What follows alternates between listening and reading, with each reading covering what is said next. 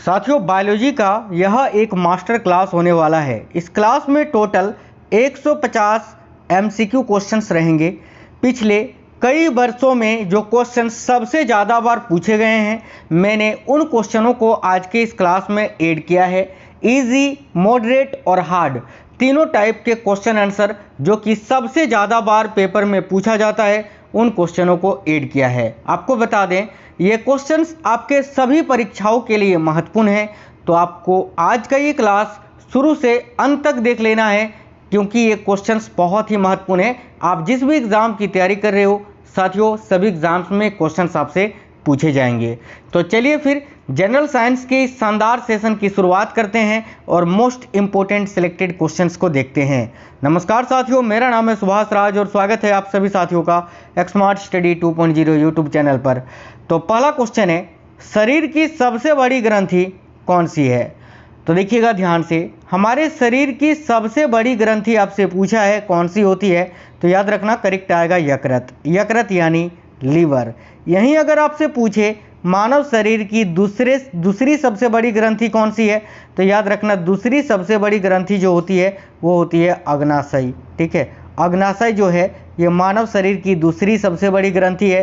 यहीं अगर आपसे पूछे मानव शरीर की सबसे छोटी ग्रंथि कौन सी है, तो याद रखना पीयूष ग्रंथि। ठीक है, पीयूष माफ करना पीयूष ग्रंथि, जिसको आप पिट्यूटरी ग्लैंड भी बोलते हैं। ठीक है, याद रखना पीयूष ग्रंथि, जिसको पिट्यूटरी ग्लैंड या फिर मास्टर ग्रंथि के नाम से आप जानते हैं। चलिए, तो अगला क्वेश्चन है, मनुष्य में मादा जनन अंग से किस हार्मोन का स्राव होता है? बहुत ही महत्वपूर्ण प्रश्न है ये। तो देखिए, मनुष्य में मादा जनन अंग से किस हार्मोन का स्राव होता है? याद रखिएगा रिलैक्सिन का। ऑप्शन नंबर सी करेक्ट आएगा, रिलैक्सिन, जो कि एक मादा जनन हार्मोन है, आपको याद रखना है। नेक्स्ट क्वेश्चन है, मनुष्य में ऐच्छिक गतियों का नियंत्रण किसके द्वारा होता है? तो साथियों देखिएगा, मनुष्य में ऐच्छिक गतियों का जो नियंत्रण है वो किसके द्वारा होता है? तो भाई सेरिब्रम के द्वारा।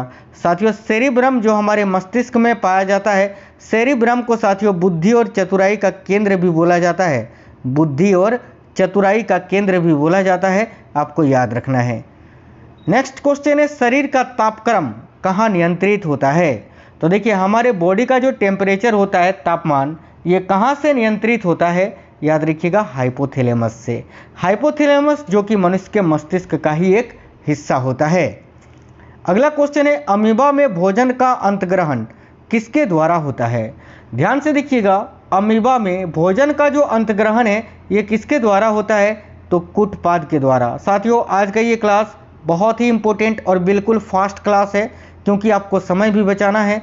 कम समय में आपको सारे क्वेश्चंस बहुत ही अच्छी तरीके से बताएंगे, जो कि आपको 100% याद हो जाएंगे। याद रखना कूटपाद करेक्ट आएगा, ऑप्शन नंबर ए। अगला क्वेश्चन है, वह प्रक्रिया जिसके द्वारा मनुष्य सांस ग्रहण करता है तथा छोड़ता है, यानी वह प्रक्रिया जिसके द्वारा मनुष्य सांस लेता है और उसको छोड़ता है, वह कौन सी है? तो देखिए, करेक्ट आंसर होगा ऑप्शन नंबर बी। याद रखिएगा, देखिए श्वासोच्छवास। ठीक है, जिसको साथियों अंग्रेजी में रेस्पिरेटरी सिस्टम कहा जाता है। याद रखना क्या कहा जाता है इसको अंग्रेजी में? तो रेस्पिरेटरी सिस्टम इसको जो है अंग्रेजी में कहा जाता है, ये भी आपको याद रखना है। आज का अगला क्वेश्चन है, ऊर्जा उत्पादन के लिए कोशिका प्राय किसका उपयोग करती हैं?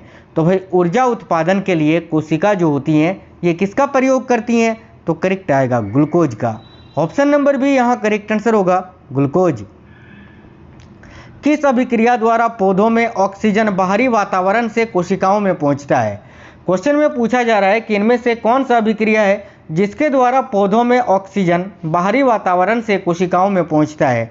तो याद रखना विसरण से, विसरण अभिक्रिया के द्वारा। आपको याद रखना ये क्वेश्चन बहुत ही इंपॉर्टेंट है, बहुत ज़्यादा पूछा जाता है, और अभी तो सबसे ज़्यादा क्वेश्चन आपसे पादप जगत से ही पूछा जा रहा है। ठीक है, चलिए आगे देखिए, श्वसन की अभिक्रिया में खाद्य पदार्थों की परिणति क्या होती है? साथियों ध्यान से देखिए, श्वसन की अभिक्रिया में खाद्य पदार्थों की जो परिणति होती है वो होती है विघटन। ऑप्शन नंबर डी करेक्ट आएगा, विघटन। याद रखिए, खाद्य पदार्थों का पौधों में स्थानांतरण का मुख्य रूप कौन सा है? तो भाई खाद्य पदार्थों का पौधों में रूपांतरण का मुख्य रूप कौन सा है? याद रखिए करेक्ट आंसर हो जाएगा यहाँ आपका सुक्रोज। ऑप्शन नंबर डी यहाँ आपका करेक्ट आएगा। अगला, एक स्वस्थ मनुष्य का रक्तचाप कितना होता है? तो एक स्वस्थ मनुष्य का जो रक्तचाप होता है वो होता है 120/80, यानी करेक्ट आएगा ऑप्शन नंबर बी। आगे देखिए, मनुष्य के मस्तिष्क की सबसे बाहरी झिल्ली क्या कहलाती है? साथियों देखिए, ह्यूमन ब्रेन जो होता है ना, मनुष्य का जो मस्तिष्क होता है, उसकी जो सबसे बाहरी झिल्ली होती है वो क्या कहलाती है? तो राइट आंसर होगा ड्यूरामीटर। याद रखना है, सिंपल है, आप आसानी से याद रख लोगे कि मनुष्य के मस्तिष्क की जो सबसे बाहरी झिल्ली होती है वो होती है ड्यूरामीटर। अगला क्वेश्चन है, मनुष्य के सूंघने की क्षमता को कौन नियंत्रित करता है? भाई हम कोई भी चीज़ सूंघते हैं ना, तो वो सूंघने की जो क्षमता है उसको कौन नियंत्रित करता है? देखिए करेक्ट आएगा ऑप्शन नंबर सी, घ्राणेंद्रिय पाली। अगला क्वेश्चन है, मनुष्य में बुद्धि एवं चतुराई का केंद्र कौन सा है? अभी मैंने आपको बताया था, मनुष्य में बुद्धि और चतुराई का केंद्र होता है cerebrum. Option number C. Next है, हार्मोन शब्द का नामकरण किसने किया था? तो साथियों ये जो शब्द है हार्मोन, इसका नामकरण किसने किया था? तो याद रखिए बैलिस एवं स्टारलिंग ने। राइट है ऑप्शन नंबर सी, बैलिस एवं स्टारलिंग। पृथक्करण का नियम किसने दिया था? काफ़ी महत्वपूर्ण प्रश्न है। देखिए पृथक्करण का नियम जो है वो साथियों मेंडल ने दिया था। Option number A Mendel. जीव विज्ञान शब्द का प्रयोग सर्वप्रथम किसने किया था? ध्यान से देखिए, जीव विज्ञान का जनक अगर आपसे पूछे ना कि जीव विज्ञान के जनक कौन है, तो करेक्ट आएगा अरस्तु। ठीक है, लेकिन जीव विज्ञान शब्द का प्रयोग सर्वप्रथम किसने किया था अगर ये पूछे तो याद रखना लेमार्क तथा ट्रेविरेनस ने। ये दोनों क्वेश्चन अलग अलग हैं, आपको याद रखना है। आगे देखिए, जीव विज्ञान के जनक के नाम से कौन जाने जाते हैं? अभी मैंने आपको बताया था जीव विज्ञान के जनक कौन है, तो राइट आएगा ऑप्शन नंबर सी, अरस्तु। वनस्पति विज्ञान के जनक के नाम से कौन जाने जाते हैं? देखिए वनस्पति विज्ञान के जनक के नाम से कौन जाने जाते हैं? तो साथियों थियोफ्रेस्टस। याद रखिएगा ऑप्शन नंबर ए करेक्ट है। बॉटनी शब्द की उत्पत्ति किस भाषा के शब्द से हुई है? तो ये जो शब्द है बॉटनी, तो बॉटनी शब्द की उत्पत्ति किस भाषा के शब्द से हुई है? याद रखिएगा ग्रीक भाषा के शब्द से। Option number C. जिस प्रकार एटम जो है परमाणु, ये शब्द भी जो है ग्रीक भाषा से ही उत्पन्न हुआ है। ये बहुत ज़्यादा पूछा जाता है, याद रखना। फाइकोलॉजी में किसका अध्ययन किया जाता है? तो साथियों विज्ञान की एक शाखा है फाइकोलॉजी। इसमें किसका अध्ययन किया जाता है? याद रखिए करेक्ट आएगा सेवालों का। ठीक है, यहाँ कवक आपको दिख रहा है, कवकों का जो अध्ययन है वो साथियों माइकोलॉजी के अंतर्गत किया जाता है। ये भी आपको याद रखना है, माइकोलॉजी के अंतर्गत। ठीक है, विषाणु का अध्ययन जो है ये साथियों वायरोलॉजी के अंतर्गत किया जाता है। ये भी आपको याद रखना है। आगे देखिए, पर्यावरण का अध्ययन जीव विज्ञान की किस शाखा के अंतर्गत किया जाता है? तो साथियों ध्यान से देखिए, पर्यावरण का अध्ययन जीव विज्ञान की किस शाखा के अंतर्गत किया जाता है? तो परिस्थितिकी के अंतर्गत। बहुत ही महत्वपूर्ण क्वेश्चंस आप लोग पढ़ रहे हैं साथियों। सभी प्रकार के परीक्षाओं में ये क्वेश्चंस पूछे गए हैं, आपके सभी एग्जाम्स के लिए इम्पोर्टेंट है। लाइक एसएससी का कोई भी एग्जाम हो, रेलवे के सभी एग्जाम्स के लिए, कोई भी स्टेट लेवल की पुलिस की एग्जाम की तैयारी कर रहे हो, like Bihar police, UP police, MP police, Rajasthan police, Haryana police, Jharkhand police, सभी एग्जाम्स में क्वेश्चंस आपसे पूछे जाएंगे। अगला क्वेश्चन है डेंड्रोलॉजी का संबंध किससे है? देखिए तो डेंड्रोलॉजी में किसका अध्ययन किया जाता है? तो यहाँ आपका करेक्ट आएगा ऑप्शन नंबर डी, झाड़ियों के अध्ययन से डेंड्रोलॉजी का संबंध है। तो ऑप्शन नंबर डी करेक्ट आएगा। पुष्पों का अध्ययन क्या कहलाता है? तो साथियों फूल जो होते हैं पुष्प, पुष्पों का अध्ययन क्या कहलाता है? याद रखिएगा एंथ्रोलॉजी। ऑप्शन नंबर बी करेक्ट आएगा, एंथोलॉजी। अगला है वनस्पति संवर्धन से संबंधित विज्ञान की शाखा को क्या कहते हैं? ध्यान से देखिए, वनस्पति संवर्धन से संबंधित जो विज्ञान की शाखा है उसको हॉर्टिकल्चर कहा जाता है। जैसे कि हॉर्टिकल्चर का संबंध जो है वो है बागवानी से। ठीक है, आगे देखिए, आज का अगला क्वेश्चन है स्पर्मोलॉजी में किसका अध्ययन किया जाता है? तो साथियों स्पर्मोलॉजी में किसका अध्ययन होता है? याद रखिए बीज का। राइट है ऑप्शन नंबर बी। चलिए अगला देखिए, एग्रोस्ट्रोलॉजी में किसका अध्ययन किया जाता है? तो भाई एग्रोस्ट्रोलॉजी के अंतर्गत किसका अध्ययन किया जाता है ये पूछा जा रहा है। याद रखिए घासों का, है ना, ग्रास, घास। ऑप्शन नंबर ए करेक्ट आएगा, घासों का। पीडोलॉजी में किसका अध्ययन किया जाता है? तो देखिए पीडोलॉजी के अंतर्गत किसका अध्ययन किया जाता है? तो ऑप्शन नंबर ए करेक्ट आएगा, भूमि का। नेक्स्ट क्वेश्चन है नाम देने वाले विज्ञान क्या कहलाते हैं? तो भाई नाम देने वाले जो विज्ञान हैं वो क्या कहलाते हैं साथियों, याद रखिएगा वर्गीकी। अगला क्वेश्चन है, बरगद के पेड़ के तने से लटकने वाली मोटी जड़ें क्या कहलाती हैं? तो भाई बरगद के पेड़ के तने से लटकने वाली जो मोटी जड़ें हैं वो क्या कहलाती हैं? तो देखिए यहाँ इस क्वेश्चन के लिए करेक्ट आंसर आपका हो जाएगा स्तंभ मूल, ऑप्शन नंबर सी। पेड़ में निम्नलिखित में से कौन सा हमेशा रहता है? एक पेड़ में इनमें से क्या चीज़ है जो कि हमेशा रहता है? तो राइट आएगा जड़, ठीक है, ऑप्शन नंबर बी करेक्ट है। आलू का खाने योग्य भाग क्या होता है? यानी आलू का कौन सा भाग है जो मनुष्यों के द्वारा खाया जाता है? तो साथियों करेक्ट आएगा तना, ऑप्शन नंबर सी। नागफनी में प्रकाश संश्लेषी का कार्य होता है। देखिए नागफनी में प्रकाश संश्लेषी कार्य होता है किसके द्वारा? तो भाई नागफनी में प्रकाश संश्लेषी कार्य जो होता है वो होता है पर्णकाय स्तंभ के द्वारा। नागफनी जो कि साथियों एक मरुविद्य पौधा है, यानी रेगिस्तान में उगने वाला पौधा है। निम्नलिखित में से कौन एक तना है? तो भाई इनमें से कौन सा एक तना है यानी स्टीम है, ये आपको चुनना है। तो देखिए तना इनमें से कौन सा है? तो यहाँ करेक्ट आएगा ऑप्शन नंबर सी आलू। बाकी गाजर और मूली दोनों ही जड़ हैं, ठीक है, याद रखिए ऑप्शन नंबर सी करेक्ट आएगा आलू। देखिए आलू जो है ये भूमिगत रूपांतरित तना होता है, जिसे क्या कहा जाता है? तो भाई आलू जो कि भूमिगत रूपांतरित तना होता है जिसे क्या कहा जाता है? याद रखिएगा कंद, ऑप्शन नंबर डी। हल्दी के पौधे का खाने योग्य हिस्सा कौन सा है? तो देखिए हल्दी का जो पौधा होता है इसका खाने योग्य जो हिस्सा होता है वो होता है साथियों प्रकंद। बहुत ज़्यादा ये क्वेश्चन पूछा जाता है, याद रखिएगा। साथियों आप लोग सभी वीडियो को एक लाइक जरूर करिए और देखिए इस वीडियो को अपने सभी दोस्तों के साथ, सभी फ्रेंड सर्कल में, अपने सभी दोस्तों के साथ, सभी रिलेटिव को सभी जगह आप जरूर शेयर करना। साथियों अदरक क्या है? देखिए अदरक की बात करें तो अदरक क्या है? तो ये राइजोम है साथियों, एक प्रकार का राइजोम होता है। यहाँ पर अदरक को काफ़ी साथी लोग जड़ आंसर कर देते हैं जो कि बिल्कुल गलत हो जाता है। यहाँ आपको राइजोम याद रखना है। प्याज किसका रूपांतरित या परिवर्तित रूप है? तो प्याज की बात करें तो प्याज ये तने का ही एक परिवर्तित रूप होता है, यानी प्याज भी तना ही होता है, याद रखना। आगे देखिएगा, वे पौधे जिनमें कभी पुष्प नहीं बनते क्या कहलाते हैं? यानी वे पौधे जिनमें कभी भी फूल नहीं आता है उसको क्या कहते हैं? तो करेक्ट आएगा क्रिप्टोगेम्स, ऑप्शन नंबर ए। संसार का सबसे बड़ा पुष्प किसके द्वारा उत्पन्न होता है? तो देखिए संसार का सबसे बड़ा पुष्प यानी फूल जो है वो है साथियों रेफ्लेसिया। तो ये जो है रेफ्लेसिया के द्वारा ही उत्पन्न होता है, ऑप्शन नंबर डी करेक्ट आएगा। संसार का सबसे छोटा पुष्प कौन सा है? तो देखिए करेक्ट आएगा बुल्फिया, ऑप्शन नंबर बी, याद रखिएगा। नेक्स्ट है जीवन चक्र की दृष्टि से पौधे का सबसे महत्वपूर्ण अंग कौन सा है? देखिए जीवन चक्र की दृष्टि से पौधे का जो सबसे महत्वपूर्ण अंग होता है वो होता है फूल, पुष्प, option number C.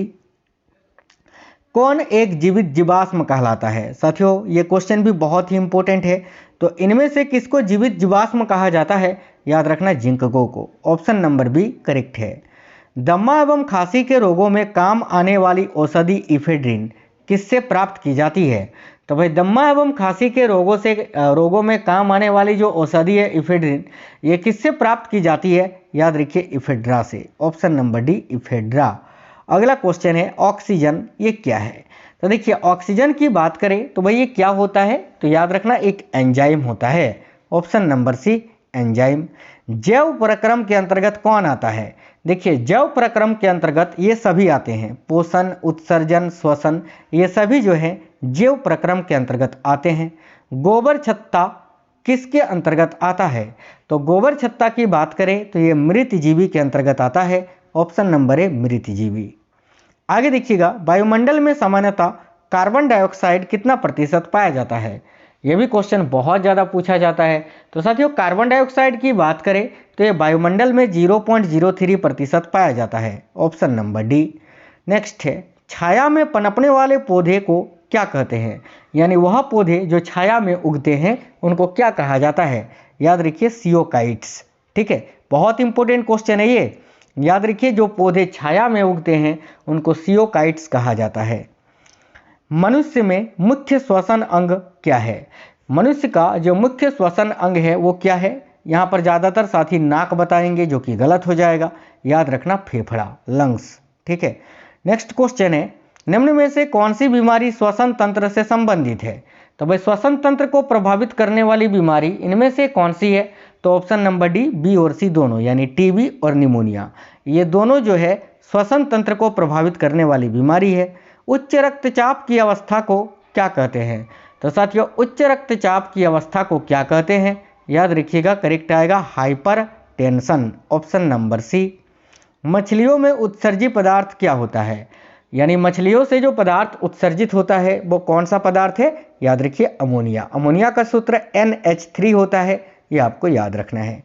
Next question है, पौधे में आवश्यकता से अधिक जल किस प्रक्रिया द्वारा बाहर निकाले जाते हैं?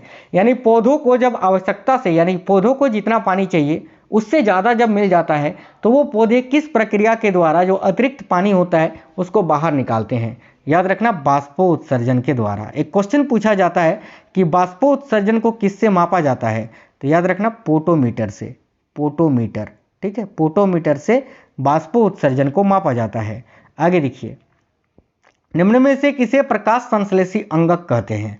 तो वह प्रकाश संश्लेषी अंगक जो है वो पत्ती को कहते हैं साथियों, लीफ को, याद रखिए। नेक्स्ट है, पौधों में गैसों का आदान प्रदान के लिए क्या रहता है? तो पौधे जो कि गैसों का आदान प्रदान करते हैं उसके लिए पौधों में क्या रहता है? याद रखना रंध्र, ऑप्शन नंबर बी करेक्ट है। नेक्स्ट है, फेफड़ा का आकार कैसा होता है? तो फेफड़ा जो होता है ना साथियों, लंग्स, इसका आकार कैसा होता है ये पूछा जा रहा है आपसे। तो याद रखिए फेफड़ों का आकार जो है वो शंक्वाकार होता है, शंक्वाकार, ऑप्शन नंबर सी। भोजन का पाचन किस प्रकार की अभिक्रिया है? तो भोजन का पचना ये एक उपचयन अभिक्रिया है, ऑप्शन नंबर ए करेक्ट आएगा, उपचयन। नेक्स्ट है, रक्त में ग्लूकोज की मात्रा नियंत्रित रहता है किसके कारण? तो देखिए रक्त में जो ग्लूकोज की मात्रा होता है ये नियंत्रित रहता है साथियों इंसुलिन के कारण, ऑप्शन नंबर डी इंसुलिन। अगला क्वेश्चन है, ह्यूमिलिन शब्द का प्रयोग, ह्यूमिलिन, ठीक है, ह्यूमिलिन शब्द का प्रयोग किसके लिए किया गया है? तो देखिए ह्यूमिलिन शब्द का प्रयोग जो है ये साथियों मनुष्य ह्यूमिलिन के लिए किया गया है।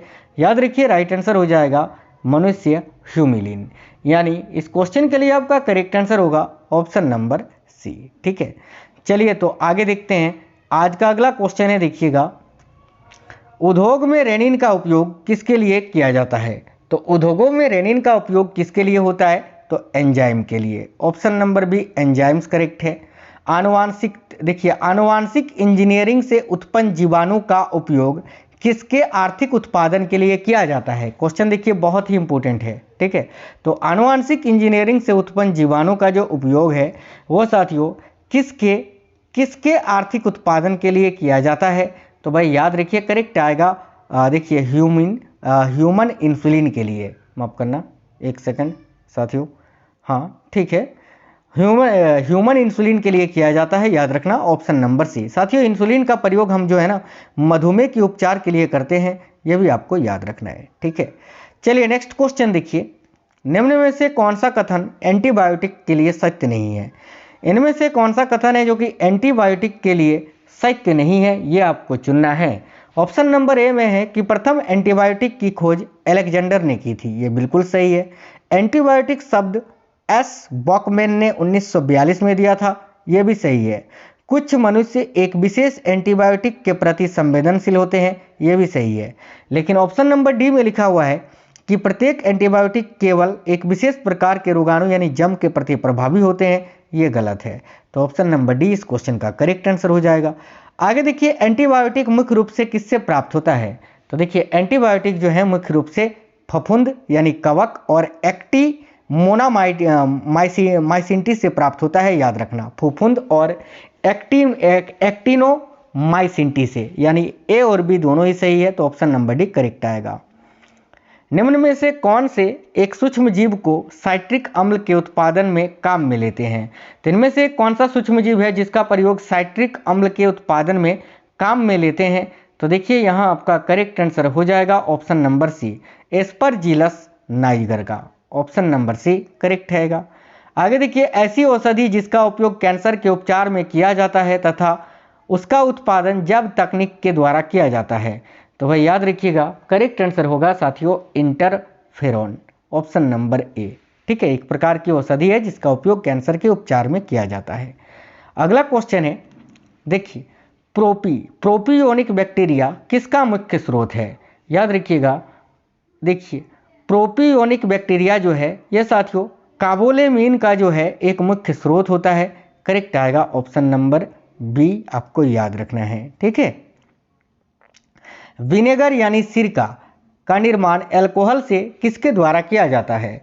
तो भाई विनेगर यानी सिरका का निर्माण अल्कोहल से किसके द्वारा किया जाता है? तो ऑप्शन नंबर सी आपको याद रखना है, एसिटोगेक्टर एसिटी के द्वारा, ऑप्शन नंबर सी। अगला क्वेश्चन है, निम्नलिखित या निम्न में से किसका उपयोग अल्कोहल के औद्योगिक उत्पादन में किया जाता है? तो भाई अल्कोहल के औद्योगिक उत्पादन में इनमें से किसका प्रयोग किया जाता है? साथियों याद रखिएगा सैक्रोमाइसिस का, option number D saccharomyces. Biogas में पाई जाती है कौन कौन सी? तो बायोगैस में क्या क्या पाया जाता है ये पूछा जा रहा है। तो देखिए ऑप्शन नंबर बी करेक्ट आएगा, यहाँ आपका कार्बन डाइऑक्साइड, मीथेन तथा हाइड्रोजन पाया जाता है, ऑप्शन नंबर बी करेक्ट आएगा। आगे देखिए, जैव ऊर्जा एक ऊर्जा है जो प्राप्त होती है किससे? तो भाई जैव ऊर्जा जो कि एक ऊर्जा है और ये किससे प्राप्त होती है? तो जैव स्रोतों से, option number A. Next question है, अनवीकरणीय ऊर्जा के स्रोत का उदाहरण इनमें से कौन सा है? यानी इनमें से कौन सा एक नवीकरणीय ऊर्जा का स्रोत नहीं है? तो देखिए अनवीकरणीय ऊर्जा का स्रोत कौन सा है ये चुनना है। तो यहाँ आपका करेक्ट आएगा साथियों पेट्रोलियम, ऑप्शन नंबर बी। आगे देखिए, आज का अगला क्वेश्चन है, पेट्रोलियम पादप का एक उदाहरण इनमें से कौन सा है? तो भाई पेट्रोलियम पादप का एक उदाहरण है ऑप्शन नंबर सी, याद रखना यूफोबिरिया लेथाइरस। ठीक है, चलिए आगे देखिएगा, हमारे देश में गोबर के अतिरिक्त बायोगैस के लिए खरपतराव की सिफारिश की है किसने? तो देखिएगा सभी साथी इस क्वेश्चन का करेक्ट आंसर आपको बताना है। हमारे देश में गोबर के अतिरिक्त जो बायोगैस है वो इनमें से किस खरपतराव पर पाया जाता है? तो यहाँ आपको याद रखना है, करेक्ट आएगा ऑप्शन नंबर सी। देखिए आइकॉर्निया क्रेसीपीज के द्वारा। ठीक है, आइकॉर्निया क्रेसीपीज आपको याद रखना है। नेक्स्ट क्वेश्चन है साथियों, देखिए बायोगैस के निर्माण के लिए गोबर के अलावा किसको खाद के रूप में काम में लिया जाता है? तो भाई बायोगैस के निर्माण के लिए गोबर का प्रयोग किया जाता है, लेकिन यहाँ आपको बताना है कि गोबर के अलावा और किसको खाद के रूप में काम में लेते हैं। तो राइट आएगा ऑप्शन नंबर ए आइकोर्निया को याद रखना। ठीक है, आइकोर्निया। नेक्स्ट क्वेश्चन है, बायोगैस में मुख्य रूप से क्या होता है? तो बायोगैस जो होता है इसमें मुख्य रूप से क्या होता है? तो मीथेन और कार्बन डाइऑक्साइड होता है, याद रखिएगा ऑप्शन नंबर ए। ठीक है, चलिए तो नेक्स्ट क्वेश्चन देखते हैं, घरेलू खाना पकाने की गैस का सिलेंडर किससे भरा होता है? तो भाई करेक्ट आएगा एलपीजी होता है ना, लिक्विफाइड पेट्रोलियम गैस, यानी तरल होता है, ये तरल पेट्रोलियम गैस होता है, ऑप्शन नंबर सी करेक्ट आएगा। मुख्य रूप से पेट्रोलियम किस कुल से संबंधित है? तो मुख्य रूप से पेट्रोलियम की बात करें तो ये देखिए यूफोबिरियेसी से संबंधित है, यानी यूफोबिरियेसी कुल से संबंधित है, राइट आएगा ऑप्शन नंबर बी। पेट्रोक्रोप को पहचानने का श्रेय किसको दिया जाता है? यानी पेट्रोक्रोप को सबसे पहले किसने पहचाना था? तो राइट आएगा एम केल्विन ने, option number B. Next question है, बायोगैस का निर्माण बायोमास या कृषि अपशिष्ट के, ठीक है, मिथेनाजोनिक बैक्टीरिया द्वारा अनाक्षीय क्रिया द्वारा किया जाता है, यह एक किस प्रकार की प्रक्रिया है? तो साथियों याद रखना यह 3 चरण का प्रक्रिया होता है, यानी जिसको हम बोल सकते हैं 3 चरणीय प्रक्रिया। अगला क्वेश्चन है, निम्नलिखित में से कौन सा स्रोत नवीकरणीय जैव ऊर्जा का नहीं है? तो भाई इनमें से कौन सा स्रोत है जो नवीकरणीय जैव ऊर्जा का नहीं है? तो देखो यहाँ आपका करेक्ट आंसर हो जाएगा कोल। ठीक है, क्योंकि कोल जो है ये नवीकरणीय जैव ऊर्जा का स्रोत नहीं है, बाकी लकड़ी, चकोल, बायोगैस ये सभी नवीकरणीय ऊर्जा का स्रोत है। निम्नलिखित में से कौन सा सूक्ष्मजीव स्वीज, देखिए स्वीज पनीर में उपयोग में आता है। तो भाई स्वीज पनीर के उपयोग में आने वाला सूक्ष्मजीव इनमें से कौन सा है? तो ऑप्शन नंबर ए करेक्ट आएगा, याद रखना प्रोपियोनी। देखिए प्रोपियोनी बैक्टीरियम, याद रखना प्रोपियोनी बैक्टीरियम। ठीक है, चलिए आगे देखिए, वायरस संक्रमण के बाद संक्रमित कोशिकाओं द्वारा कुछ पदार्थ मुक्त किए जाते हैं, यह पदार्थ क्या कहलाते हैं? तो वायरस संक्रमण के बाद संक्रमित कोशिकाओं द्वारा कुछ पदार्थों को मुक्त किया जाता है और इन पदार्थों को क्या कहा जाता है? तो interferon, option number C. Next question है, निम्नलिखित में से कौन सा वैक्सीन उत्तक संवर्धन से संबंधित है? तो साथियों इनमें से कौन सा एक वैक्सीन है जो उत्तक संवर्धन से संबंधित है? तो एंटी रेबीज, याद रखना, जो कि कुत्ते के काटने पर लगाई जाती है।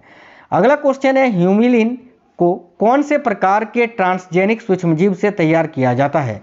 तो साथियों याद रखिएगा, देखिए ह्यूमिलिन को कौन से प्रकार के ट्रांसजेनिक सूक्ष्मजीव से तैयार किया जाता है? तो याद रखिए ऑप्शन नंबर ए करेक्ट आएगा, इशरिशिया कोलाई के द्वारा। ऑप्शन नंबर ए यहाँ आपका करेक्ट आएगा।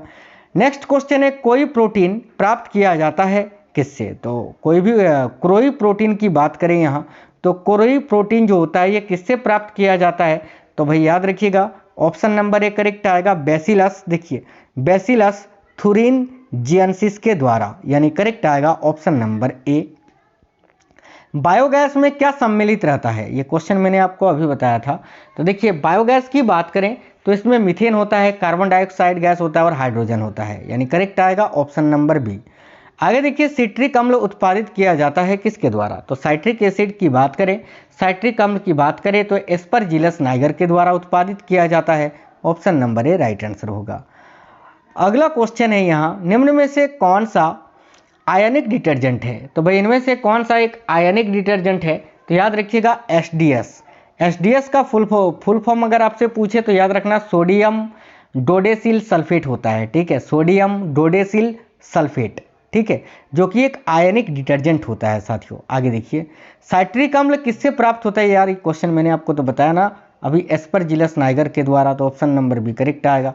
चलिए आगे देखिए नेक्स्ट है सैक्रोमाइजिस सेरेविस किसके निर्माण में काम आता है? तो सैक्रोमाइजिस सेरेविस जो है ये किसके निर्माण में काम आती है? तो याद रखना एथेनॉल के। Option number A ethanol. Next question है आज के कृषक धान की फसल 50% तक वृद्धि किसके उपयोग द्वारा कर सकते हैं? तो आज के जो किसान हैं वो धान की फसल में 50% तक वृद्धि जो है वो किसका उपयोग करके कर सकते हैं? तो याद रखिए करेक्ट आंसर होगा option number C, Azolla pinnata में साइनोबैक्टीरिया के द्वारा। Option number C right answer होगा। आगे देखिए गोबर गैस में गोबर को विघटित करके गैस उत्पन्न करता है कौन?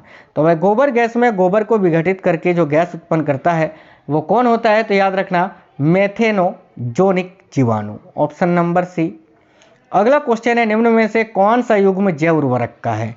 इनमें से कौन सा एक जोड़ा है जो कि जैव उर्वरक है? तो ऑप्शन नंबर ए में एजोला दिख रहा है, बीजीए दिख रहा है, तो ये साथियों जैव उर्वरक का युग्म है, तो ऑप्शन नंबर ए ही आपका करेक्ट आएगा। प्राणी कोशिका संवर्धन प्रौद्योगिकी का आज सर्वाधिक अनुप्रयोग किसके उत्पादन में हो रहा है? तो भाई प्राणी कोशिका संवर्धन प्रौद्योगिकी का आज सर्वाधिक अनुप्रयोग जो है वह किसके उत्पादन में हो रहा है? याद रखिएगा वैक्सीन के उत्पादन में। Option number C. जैविक अवशिष्ट के, ठीक है, अवायवीय पाचन के दौरान जैसे कि बायोगैस बनाने में होता है, निम्नलिखित में से कौन सा अंश विघटित नहीं होता है? तो देखिए इस दौरान जो है ना साथियों कौन सा एक अंश है जो कि विघटित नहीं होता है? तो याद रखना लिग्निन। ऑप्शन नंबर बी ये विघटित नहीं होता है। अगला क्वेश्चन है हाल ही में भारत सरकार ने पेट्रोल में अल्कोहल को मिलाने की इजाज़त दे दी है। पेट्रोल में कितनी मात्रा में अल्कोहल मिलाने की इजाज़त दी गई है? तो याद रखना 5%। ऑप्शन नंबर ए, ठीक है। चावल का दाना एक क्या है? तो क्वेश्चन नंबर 101 देखिए चावल का जो दाना होता है ये एक बीज होता है साथियों। ऑप्शन नंबर ए एक बीज याद रखना। लाल सागर का लाल रंग किसकी उपस्थिति के कारण होता है? तो लाल सागर का जो लाल रंग होता है वो शैवाल की उपस्थिति के कारण होता है। ऑप्शन नंबर सी। मिलीबग किस फसल से संबंधित है? तो मिलीबग जो है ना ये सरसों के फसल से संबंधित है। ऑप्शन नंबर बी जो कि सरसों की फसल का एक बीमारी है। मानव हृदय में कितने कोष्ठक होते हैं? यानी मानव का जो हृदय होता है वो कितने चैम्बर का होता है? इसका आंसर आप लोग सभी साथी कमेंट बॉक्स में कमेंट करके बता देना कि मानव हृदय में कितने कोष्ठक होते हैं। सभी लोग इसका आंसर कमेंट बॉक्स में बता दीजिए। नेक्स्ट क्वेश्चन है नाड़ी दर कहाँ से मापी जाती है? तो साथियों जहाँ शुद्ध रक्त होगा वहीं से नाड़ी दर मापा जाएगा और शुद्ध रक्त धमनी में होता है, तो करेक्ट है ऑप्शन नंबर ए धमनी। फल पकाने वाला हार्मोन इनमें से कौन सा है? तो देखिए फल को पकाने वाला जो हार्मोन है वो इनमें से कौन सा है? तो देखिए यहाँ करेक्ट आएगा इथिलीन। Option number A. अगला क्वेश्चन है निम्न में से कौन स्वपोषी होता है, यानी अपना पोषण वह स्वयं करता है? तो राइट आएगा शैवाल। Option number A. नेक्स्ट है टिक्का रोग किस में होता है? तो टिक्का रोग की बात करें तो ये मूंगफली में होने वाला रोग है, करेक्ट आएगा मूंगफली ग्राउंड नट। गोबर पर उगने वाले कवक क्या कहलाते हैं, यानी वह कवक जो गोबर पर उगते हैं उनको क्या कहा जाता है, तो याद रखिएगा देखिए क्रोपोफिलस। ठीक है, नेक्स्ट क्वेश्चन है साथियों, देखिए दालचीनी पेड़ के किस भाग से प्राप्त की जाती है।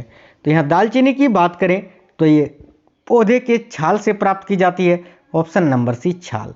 चेचक के लिए टीके का विकास किया था किसने, तो भाई चेचक के टीके की खोज किसने की थी, तो साथियों यहाँ करेक्ट आएगा एडवर्ड जेनर ने, option number B.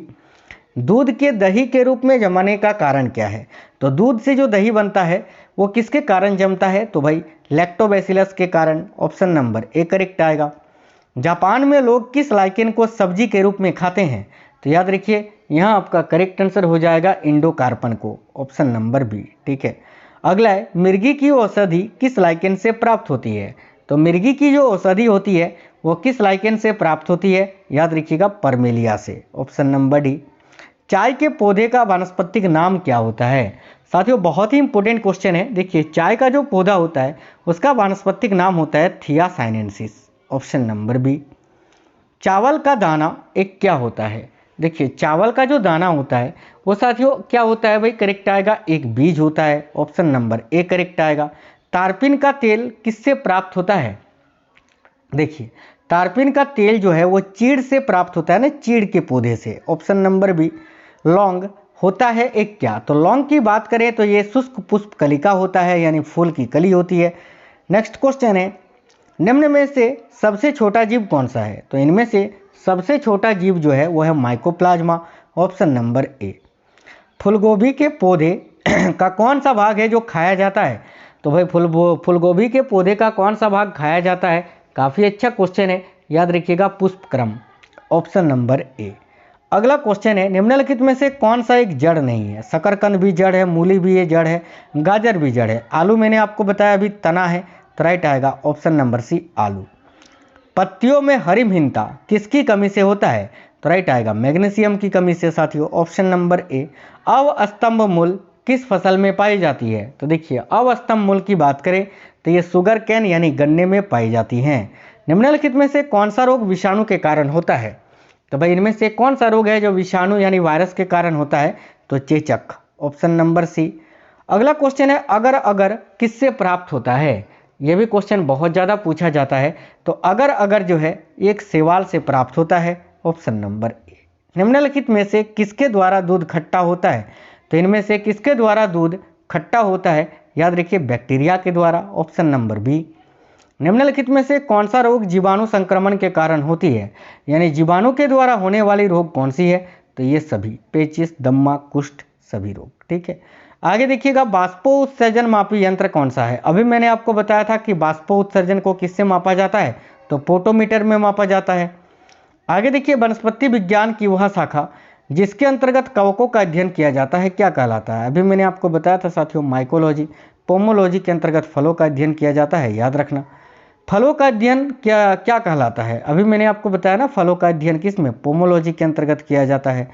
Next question है रुधिर स्कंदन निम्नलिखित में से किस प्रोटीन के द्वारा होता है, तो भाई रक्त का थक्का जो होता है रुधिर स्कंदन किस प्रोटीन के द्वारा होता है, तो देखो यहाँ करेक्ट आंसर आपका क्या होगा, तो ऑप्शन नंबर ए फाइब्रिन के द्वारा, याद रखिए फाइब्रिन। ठीक है, तो भाई राइट आंसर होगा option number A fibrin protein के द्वारा। एक जीन एक एंजाइम सिद्धांत किसने प्रतिपादित किया था, एक जीन एक एंजाइम इस सिद्धांत को किसने प्रतिपादित किया था, तो करेक्ट आएगा बीडल एवं टेटम ने।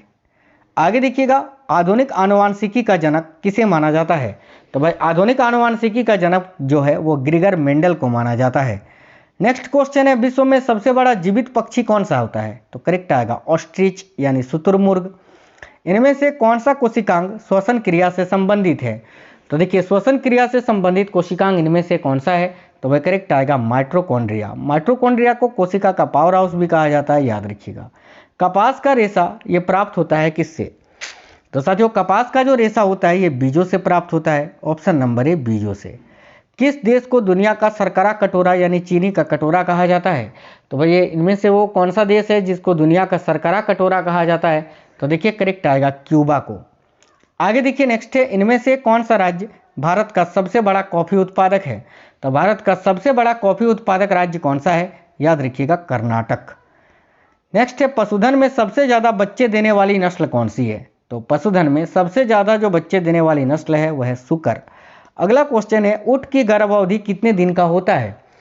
तो साथियों जो ऊँट होता है, ऊँट का जो गर्भावधि होता है वो 365 से 400 दिन तक का होता है। मलेरिया फैलाने के अतिरिक्त, ठीक है, मादा एनाफिलीज मच्छर और किसका रोग वाहक होता है? तो देखिए मलेरिया फैलाने के अलावा जो एनाफिलीज मच्छर होता है वो और किसका रोग वाहक होता है?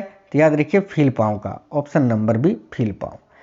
पोलियो का पहला प्रभावशाली टीका निम्नलिखित में से किसने तैयार किया था? तो राइट आएगा जोनास इसाक ने। अगला क्वेश्चन है इनमें से कौन सा रोग जीवाणु से होता है? जीवाणु यानी बैक्टीरिया से होने वाला रोग इनमें से कौन सा है? तो राइट आएगा ईंख की लालधारी रोग, ठीक है।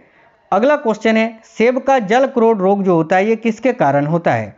तो भाई देखिए सेब का जो जल क्रोड़ रोग होता है ये साथियों किसके कारण होता है? तो याद रखिए करेक्ट आंसर होगा उच्च तापमान से, ठीक है, ऑप्शन नंबर डी करेक्ट आएगा। प्रतिजैविक एम्पिसिलिन जो है ये क्या है? तो भाई ये जो प्रतिजैविक एम्पिसिलिन है, ये नहीं एम्पिसिलिन जो कि एक प्रकार का एंटीबायोटिक है, ये एक अर्ध संश्लेषित दवा है, याद रखिएगा ऑप्शन नंबर डी अर्ध संश्लेषित दवा। इनमें से कौन सा पादप रोग जीवाणु के कारण होता है? तो देखिए जीवाणु के कारण होने वाला पादप रोग इनमें से कौन सा है? तो करेक्ट आएगा गेहूं का टुंडू रोग। अगला क्वेश्चन है मधुमक्खी का डंक ये रूपांतरण है किसका? तो मधुमक्खी का जो डंक है ये साथियों देखिए अण्ड निक्षेपक का एक उदाहरण है, करेक्ट आएगा ऑप्शन नंबर सी। मनुष्य और चूहों की कायिक कोशिकाओं का संलयन सबसे पहले किसने दर्शाया था? तो मनुष्य और चूहों की कायिक कोशिकाओं का जो संलयन है यह सबसे पहले याद रखना एच हैरिस ने दर्शाया था, ऑप्शन नंबर सी करेक्ट आएगा एच हैरिस। देखिए चूहे में मानव वृद्धि हार्मोन जीन डालकर उसकी साइज को सामान्य से 8 गुना, ठीक है, बढ़ा देने की तकनीक क्या कहलाती है? तो यहाँ आपका करेक्ट आएगा आनुवांशिक इंजीनियरिंग, ऑप्शन नंबर डी। अगला क्वेश्चन है और अंतिम क्वेश्चन है कि जंपिंग जीन सिद्धांत किसने प्रस्तुत किया था? तो भाई जंपिंग जीन का सिद्धांत जो है ये बारबरा मेलिंगटॉक ने दिया था साथियों, ऑप्शन नंबर डी यहाँ करेक्ट आएगा। आज की इस क्लास में साथियों मैंने पूरे 150 क्वेश्चंस आपको पढ़ाया बायोलॉजी का, जीव विज्ञान का। ये बहुत ही मज़ेदार और बहुत ही महत्वपूर्ण क्वेश्चंस थे। अब ये क्वेश्चंस आपको कैसे लगे हैं आप हमें जरूर बताइएगा कमेंट बॉक्स में। और प्लीज़ आप लोग इस वीडियो को अपने सभी दोस्तों के साथ, सभी मतलब कि सभी अपने रिलेटिव में जो तैयारी करते हैं, सभी फ्रेंड सर्कल में, अपने आपके पास जितने भी व्हाट्सएप ग्रुप हैं, फेसबुक ग्रुप है, सभी जगह शेयर करना और सभी को बताना कि सभी लोग जो है हमारे चैनल में आए, पढ़ाई करें। साथियों वीडियो को एक लाइक जरूर करना और अगर आप में से कोई भी साथी नए हैं चैनल को सब्सक्राइब करके बेल आइकन को ऑन कर लीजिएगा। चलिए तो मिलते हैं नेक्स्ट वीडियो में। जय हिंद, वंदे मातरम।